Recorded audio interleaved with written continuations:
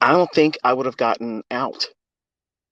Now, I don't think personally that I would have been able to hold on to the point where it was too late because it did give me a few, a minute or so before it just did a monstrous, gap where there was a real liquidity void where I showed you today.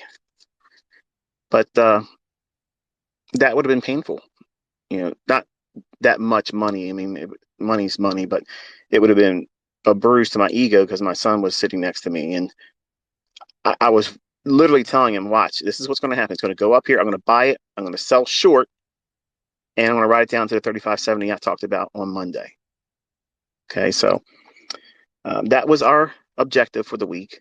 That was what we were looking for, and it hit it and went through it a lot, and that's fine. So again, we had the bias right for the week. We had the draw on liquidity. We wanted that lower low on the daily. It ripped its throat out, shook it until there was nothing left in terms of life. The fair value gap that I showed you on the weekly chart was just brilliant in terms of offering a discount array. Now, which brings me to the $1 million question, which is what everybody wants to know. Is this the bottom? Is this the low ICT? I don't personally believe so. Now, the reason why is because we had relative equal lows on the daily chart. Those relative equal lows needed, it needed to be taken out. Now, it doesn't mean it's going to run through them and just keep on going lower. See, these are perfect little traps. These are opportunities for these market makers that are sitting in here right now that are absolutely in there manually intervening because there's lots of money right now. Lots of money for the taking. Emotions are high. Gamblers are literally hopped up on goofballs because they see all this movement. They're in there trading 60, 70 times, chasing every single fluctuation, thinking that they're going to catch something like what we saw today, a breakneck volatility romance, simply going after balls to the wall, all in Texas Hold'em style. Just that, I'm telling you, we are going to see more traders lose their ass this fall going into the close of this year than probably historically we've ever seen. Now, your friends and family that are trading, they're going to hide that from you. They'll charge their credit card up and reboot their trading account. But behind the scenes, you're not going to know that they are waxing themselves. And it's unfortunate. So today, I felt that that was a gentle little reminder. ICT, yes, a little bit more than the average bear. But this type of volatility, this is all new territory to me. Like, I feel like I'm riding along with Shatner on the Enterprise, voyaging into the unknown. Okay, we're doing things that we've never done before. And anybody that's out there saying, "Oh, we've done this before," he's talking out his ass again. No, we've never seen these types of moves before. We've never seen this volatility before. And while it's extremely exciting, and I am fighting my ego wants to get out here and do Olympic style trading and just literally shut everybody down and just say, look, this is the way it is. Okay, there's nobody going to keep up with me. Today was just a little bit of a reminder saying, you know what? You might be good, cowboy, but you keep fucking around and you're going to get the bull's horns right up your ass. And that's kind of like what I went with the rest of the day. I was like, okay, this is a day where I know myself. My younger self was trying to show himself because my son was there. And I wish I was recording just the expression on my son's face when he watched the limit order get filled. And we turned each other, bumped fists. I was like, yeah, now watch this. This is going to collapse. I'm going to go in here and go short. And then gone. Elvis left the building. Like it was like gone. Go, go, go. It was history. I mean, we watched it tick down. Like, okay, I'm changing that little box in the upper left hand corner from 4 to a 2. It's it. It's gone. It's gone. It is left, and there was no way I could chase that. And then that short little pause, and all of a sudden, boom, like 40 some handles, was like 41 handles. It gapped intraday. Welcome to understanding what a real liquidity void is. Price action traders. How'd that grab you? Pretty exciting, isn't it? Well, I was hoping, I was hoping, because if it would have came back up into what I was showing you today, I would have went in with 8 contracts. Now, you might think to yourself, 8 contracts, that's not that big of a deal, ICT, but 8 contracts with a potential of maybe 100 handles, that's pretty respectable. That's pretty respectable. And I was trying, but it just simply wouldn't give it to me. And soon as it just kept breaking more and more and more lower aggressively, and I was like, okay, I have to be done. Because if I stay with this today, I'm going to do probably more than I should have. And I don't want to do that. And my mind is racing, saying, you can beat the shit out of this, ICT. You know you can do this. You can, just because it's moving a whole lot more historically, never been done before. It's never been here. It's never done these types of volatility moves ever, ever. Larry Williams never seen this in his life. He's been trading longer than me, and I'm sure he's scratching his ass thinking, "What the hell is going on? Why is this happening?" Right? Exactly. It's fun, isn't it interesting? Seeing everybody that's supposed to be in the industry, they're always putting up their explanations as to why things take place after it happens. But remember, on Monday morning, we were looking for 35.70. We were looking for it. And I was telling you also, I don't give a shit who you know, who says what. How many times you seen them be right before? If they said we're not going lower, they're full of grade A bullshit. We're taking out 35.70. Well, Santa came through again, and 35.70 was delivered, but it came with extras this year.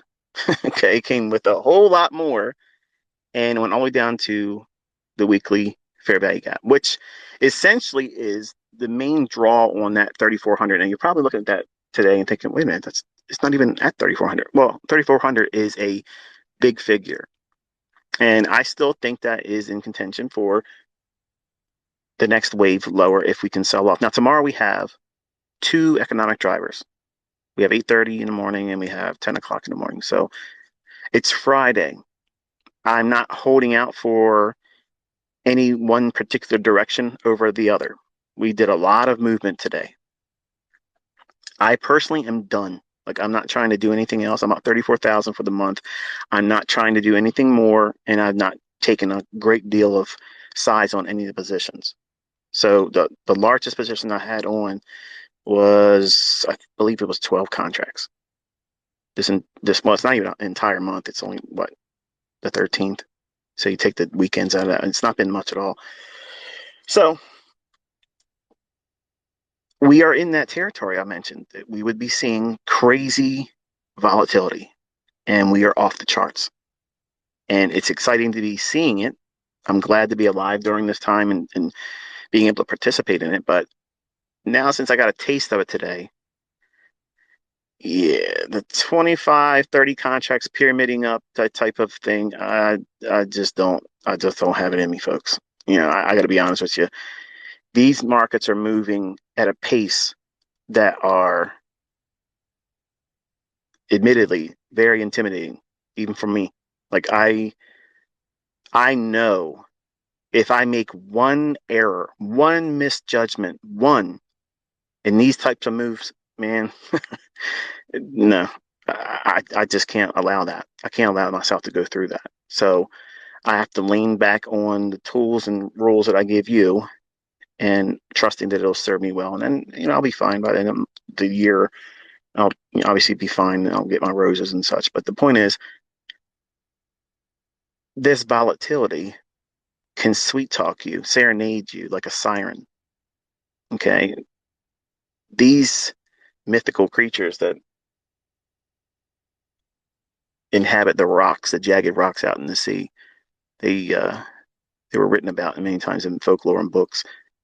They're supposed to be beautiful, and they serenade to you. They look lovely, and sailors will try to sail their vessels closer to them to get to them, and then they crash their ship on the rocks and sink and drown. That's what this volatility is acting like. Okay. And I fell very close to being a victim today to that. I wanted to do more. Like I wanted to do it. I said, no, no, no, no. I know what everybody else is doing right now. They're all trying to be a part of the next little move in here that's going to be the next big 30, 50 handle move. And I was like, nope, I dodged a bullet today. So, yeah, I don't need to feel, you know, a 50 caliber between the eyes to know that I shouldn't have done it. So, all kinds of bad experiences when I was 20 years old came flooding back. And I told my son, I said, I'm going to sit still. I'm literally turning the charts off. I'm walking away and I just chilled out. I watched YouTube videos. I did some reading, took a nap, which I didn't need, but I had to do whatever I could to stay away from the charts because I know Mr. Hyde in me. Because you're listening to Dr. Jekyll on YouTube. Here, you get a little taste of Mr. Hyde, where I'm off the rails. There's no filter. There's no editing. There's no retracting the the bipolarism, the swings, and I have been feeling that for weeks. And just to cut in real quick, the jerk that put a list pendants against the property, who was trying to shake us down for money. I told the seller 2 nights ago. I said, "Listen, I'm going to be real honest with you. I'm not waiting 2 years. So my suggestion is to you, go in with the difference between our offers. I offered him 1,975,000 for his house. He listed it for 19999, and the other offer that was coming in but was invalid because it had all kinds of the date was wrong. They had requested certain parts of their furniture, and I don't know if this matters, but I want you to understand my mindset going into this week. I told the seller, I said, listen, sell the house to me, but pay the guy off with the difference between our offers. Because I don't think he wants the house because I don't think he can afford the house. Personally, that's what I think.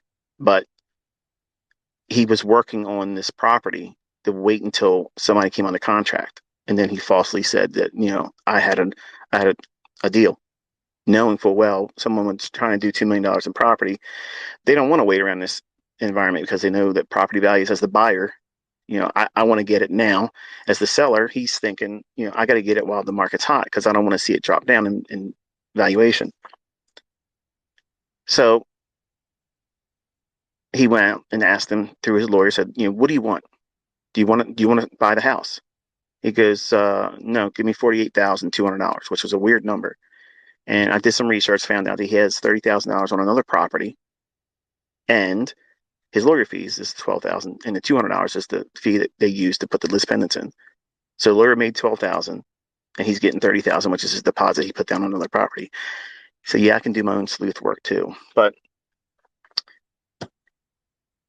he countered and said, no, I'm going to give you 30,000. And they said, no, fuck you. That was exactly what he told his lawyer. He said, fuck you.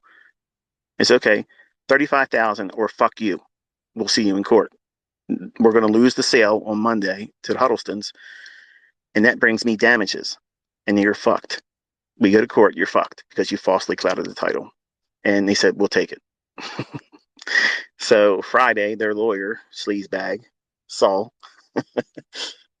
is doing up the paperwork to release the property and clear the list pendants. And then I will be handing over the difference between my $100,000 good faith deposit. And I'll have the keys, and I guess I'll walk through it next weekend with you, let you see it. It's not going to be furnished yet because I have furniture, certain rooms I haven't picked out yet. But anyway, that's the point. Because of all that bullshit, I have been swinging from maniac to just really borderline depressed because my wife is upset about this. Now imagine I have to trade decisions around making money or talk to all of you fine folks. And you know how I am. I'm wired a little differently. So I have had to pull myself back. And you saw a couple of days ago, I was ready to take everybody on in YouTube. That's what happens with me. Okay, I'm bipolar. I don't hide it, and it's, it is what it is.